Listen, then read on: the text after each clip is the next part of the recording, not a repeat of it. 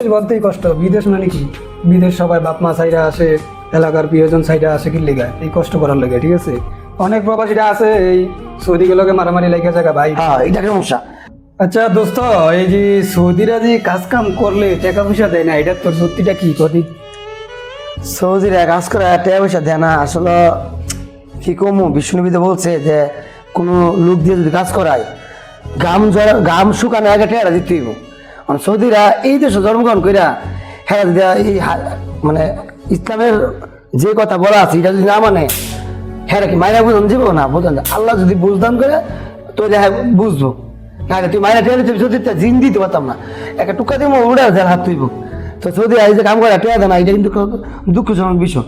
এটা অনেক বাঙালি ভাই আছে, আমরা SMS দিয়ে বলে ভাই আপনি এই বিষয়ে একটা ভিডিও বানান যে আমরা 5 মাস 4 মাস কাম করে একটা টেয়াও দেয় না। আসলে এই জিনিসটা কি কমু ভাই, অনেক কষ্ট লাগে, কারণ মাথার গান পায়ে ফেলা এই প্রবাসীরা কাম করে এর কথা সৌদিরা দেয় না টেহা, কষ্ট লাগে। বিদেশে আইসে যা প্রায় 6 বছর ধরে না, আগে সৌদিরা কেমন ছিল? আগে আগে কি টাকা পয়সা দিত এমনি? আগে তো যে সময় আইছিলাম এই সময় ভালোই আছিল, সেই সময় সৌদির এত খারাপ ছিল না। মানে ইদারিং কাজকর্ম সৌদির নিজের হবে না, কারণ সৌদির যে স্যালারিটা কমাই দিচ্ছে হুকুমা, এই জন্য এরা মাথা নষ্ট, এর লেগা হেরা এই বুং বাঙ্গা চলাফেরা করে, সেরকম টেয়া পয়সা দিতেছে না।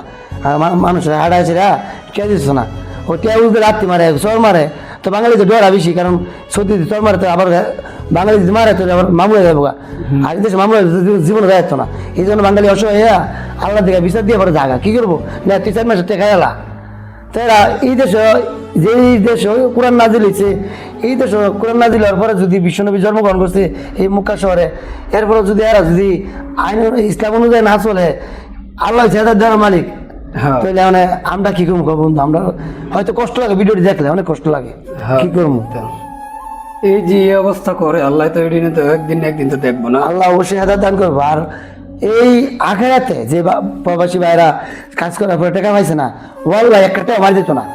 আপনার প্রত্যেকটা পয়সা পয়সা আখেরাতে হিসাব পাইবেন, দেখবেন কি আপনার পাপ আছে ওইটা আপনি যে টাকা পাইতেন এর কাছ থেকে সৌদির থেকে, এই টাকাগুলো আখেরাতে দিব, দেওয়ার পর আপনার নেট বাইরে যাইব, তখন আপনি দেখা গেছে এই বিনাশের জান্নাতে যাইতে পারবেন। যদি প্রচুর পরিমাণ টাকা পয়সা বানাতেন, ঠিক আছে, বানাতে হয় ভালো, জানাতে ভালো না, বানা থাকবেন ভালো, আল্লাহ আছে আখেরাতে পাইবেন, কিন্তু জানা থাকলে সমস্যা, তখন আপনি আবার আখেরাতে করতে দিবেন টিয়া।